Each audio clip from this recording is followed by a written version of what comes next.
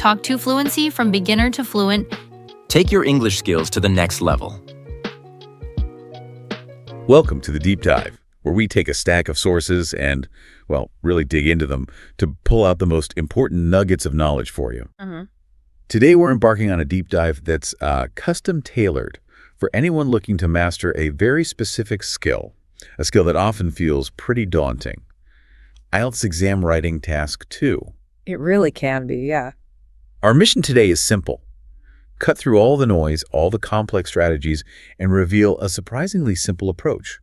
One that actually helped a student jump from a band 6.5 to an 8. Which is a huge leap on that IELTS scale. Really significant. Exactly. We're talking about a shortcut, almost, to being well-informed on how to tackle this task effectively. Okay, let's unpack this then. We'll be looking at how you can approach task 2 efficiently, save yourself precious time, and crucially avoid feeling like you need to memorize countless sort of complicated rules. It's definitely about working smarter, not just cramming more information in. Right. So one of the biggest fears we hear about constantly from students facing writing task 2 is just the clock, that 40-minute time limit. Right. They immediately think, how on earth can I fit planning into this? It feels like a waste of valuable writing time. Yeah, that's a really common mindset, but it's one we need to shift. Planning isn't a waste of time at all. It's probably the best investment you can make in those 40 minutes. An investment? How so? Well, think of it like planning a holiday, maybe. You wouldn't just rock up at the airport with no flights booked, no hotel, no idea where you're going, right? Definitely not. Chaos. Exactly. All that planning beforehand, booking things, maybe looking at a map, it saves you so much stress and time during the actual trip. Makes it smoother. Okay, I see the parallel. It's the same principle here. Do your thinking up front in that planning stage. Get your ideas straight, then the writing part becomes much, much easier. It just flows better. Okay, so if planning is this crucial investment, what's the absolute first step, the most fundamental thing in that thinking stage? It sounds almost too simple, but it's absolutely critical. Truly deeply understand the question. Just understand the question. Seems obvious, but maybe it's not. You'd be surprised. So many students, maybe out of panic or just eagerness, they jump straight into writing without really pulling the prompt apart. And that often leads to big mistakes down the line. Right. We had to constantly remind the student we worked with, the one who made that big score jump, to just calm down, put the pen down for a minute, and just think about the question first. Resist that urge to start writing immediately.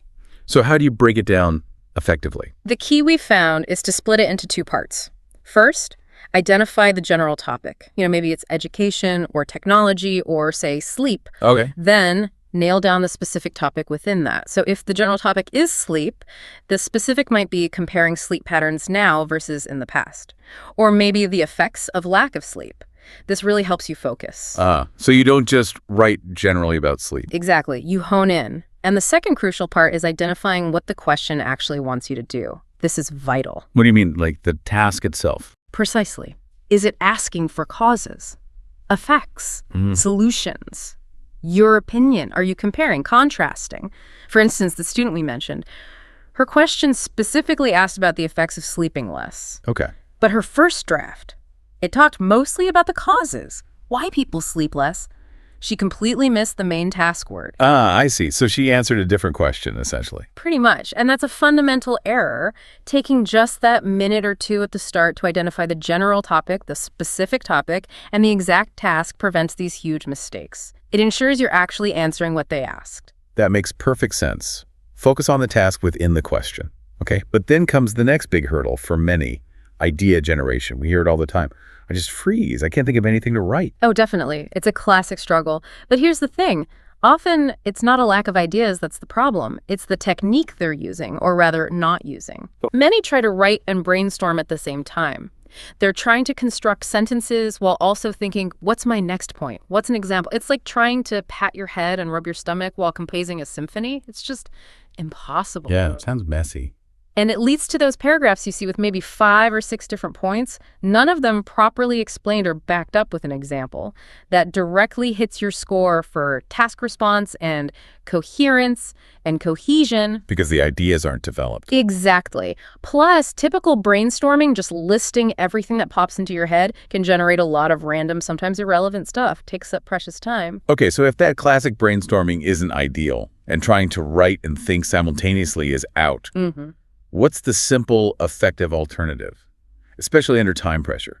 Does the examiner not want really clever, complex ideas? That's a great point, and it leads to something really liberating for students. The IELTS.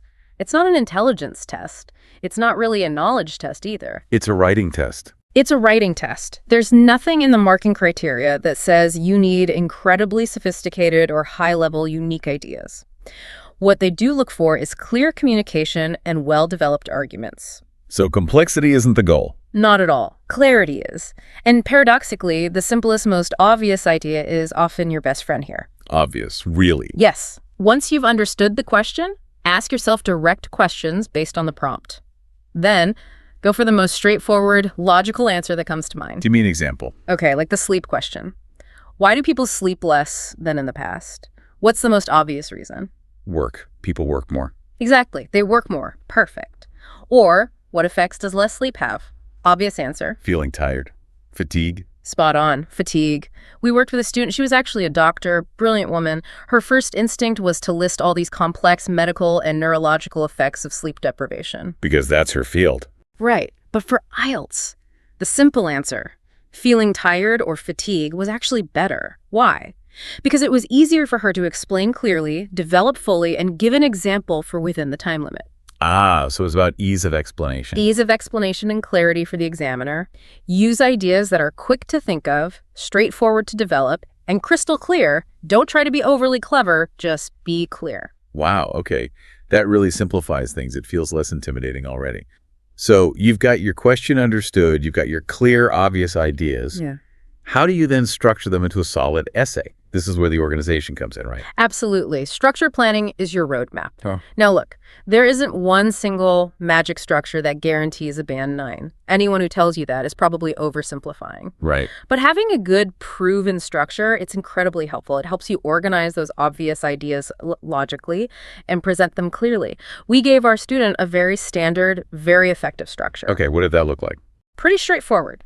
An introduction where you introduce the general topic, paraphrase the specific question, and crucially, state your main answers, your main points for the body paragraphs. Your overall position needs to be clear right from the start. So no suspense. Tell them what you're going to tell them. Exactly. Then, main body 1, state your first main answer clearly in a topic sentence. Explain it.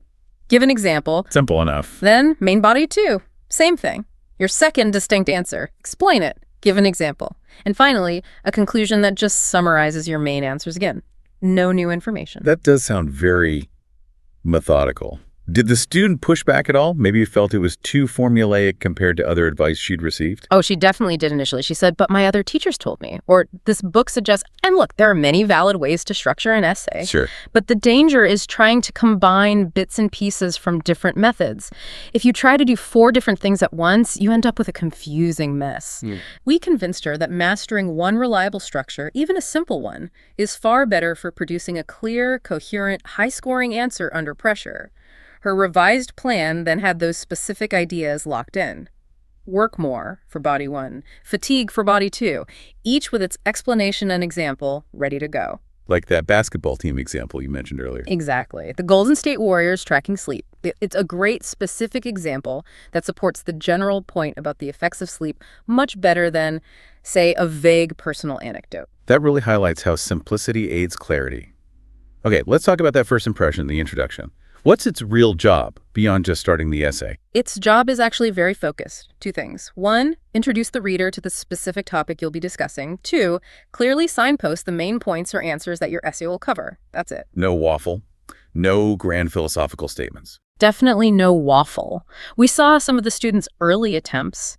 They were filled with these memorized, often slightly awkward phrases like, nowadays, due to the busy lifestyle, it is a common phenomenon for people to slumber less. Ah, those template phrases. Exactly. And trying to shoehorn in vocabulary like slumber just because it sounds fancy, even if it doesn't quite fit. Remember, it's a writing test, not a memory test. They want to see your ability to introduce a topic clearly. So what did her good introduction look like? Much simpler, much clearer. It directly paraphrased the question first. People sleep fewer hours than they did many years ago.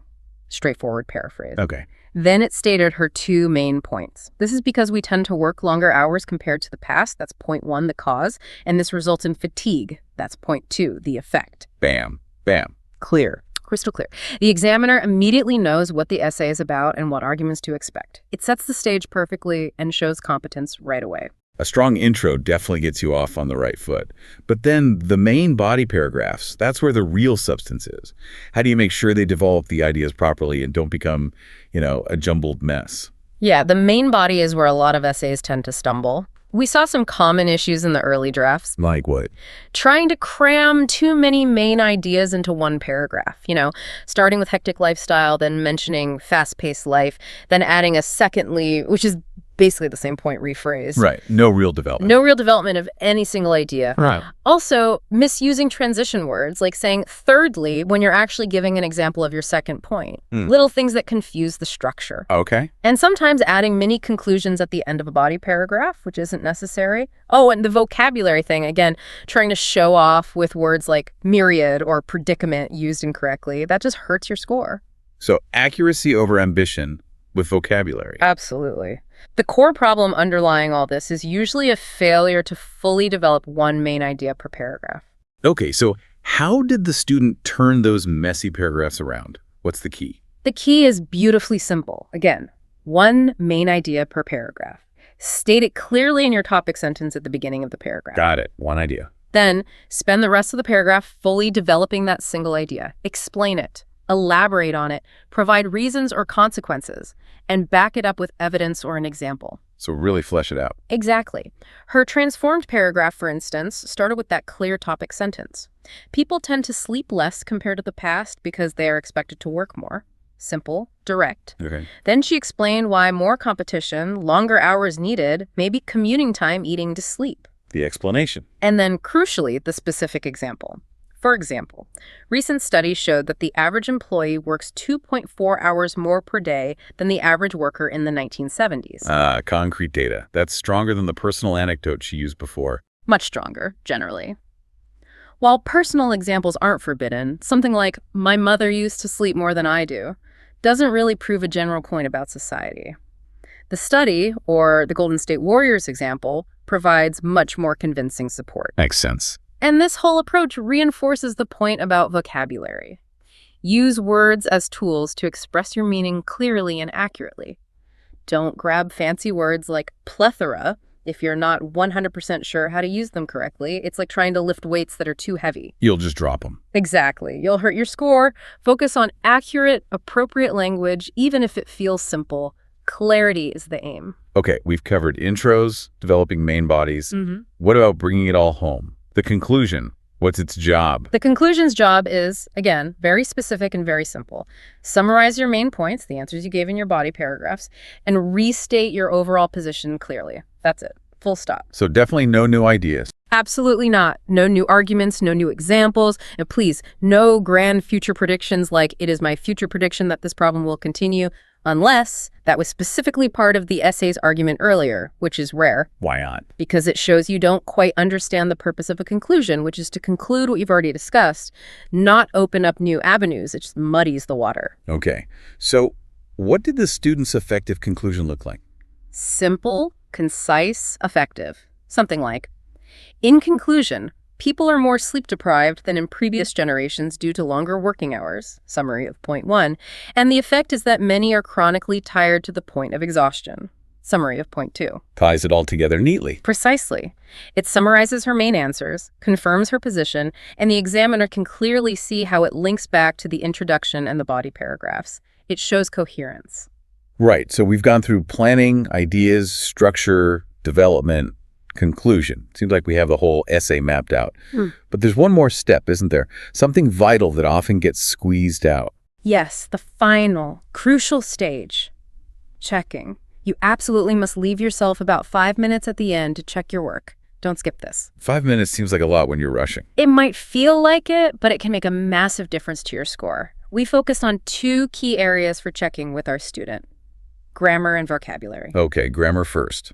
How do you check that effectively in just a few minutes? The trick is not to try and check everything. Identify your one major recurring grammar weakness. For our student, it was articles A and the. Nearly 90% of her errors were article errors. Wow, really? Yes. So instead of trying to fix every possible grammar mistake, she focused intensely on finding and fixing just her article errors during checking.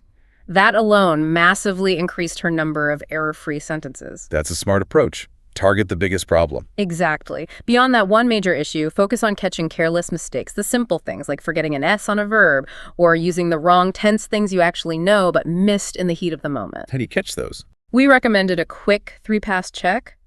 Glance back after writing each sentence, quickly read through after each paragraph, and then do one final read-through of the whole essay at the end.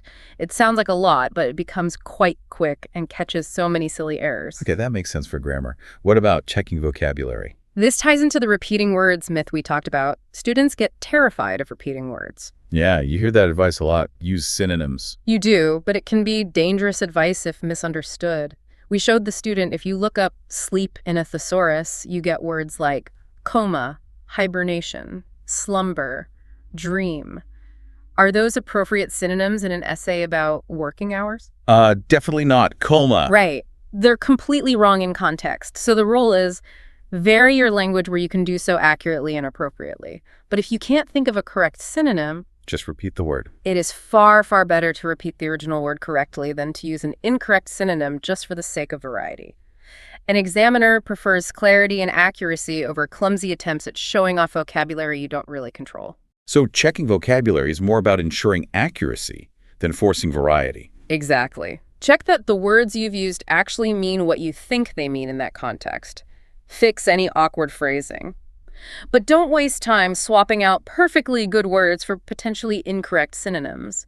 Accurate communication is the goal. So fundamentally, it boils down to understanding the question properly, investing that little bit of time in planning up front, Using those obvious, easy-to-explain ideas. following a clear, proven structure, thinking before you write each part, Developing one idea per paragraph, using vocabulary accurately. and then diligently checking for your main errors and careless mistakes. That's the system. It's not magic, but it's a systematic way to help yourself write a good essay and, crucially, help the examiner see your true ability clearly.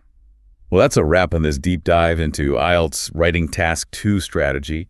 It seems so clear now that focusing on these core, almost simple principles works much better than getting bogged down in complex rules or trying to dazzle with vocabulary you haven't mastered. Absolutely. These steps form a system. It's designed to help you communicate clearly, demonstrate what you can do, and hopefully reach that target score with more confidence and less stress. Apply these ideas consistently in your practice. Great advice. Yeah. It really feels like a more manageable approach. What really stood out to you? Perhaps just that idea that simplicity when it comes to structure and ideas can actually be your most powerful tool. Something to think about. Definitely food for thought. See you later and Talk to Fluency YouTube channel. Don't forget to subscribe for more. Thank you. Talk to Fluency from beginner to fluent. Take your English skills to the next level.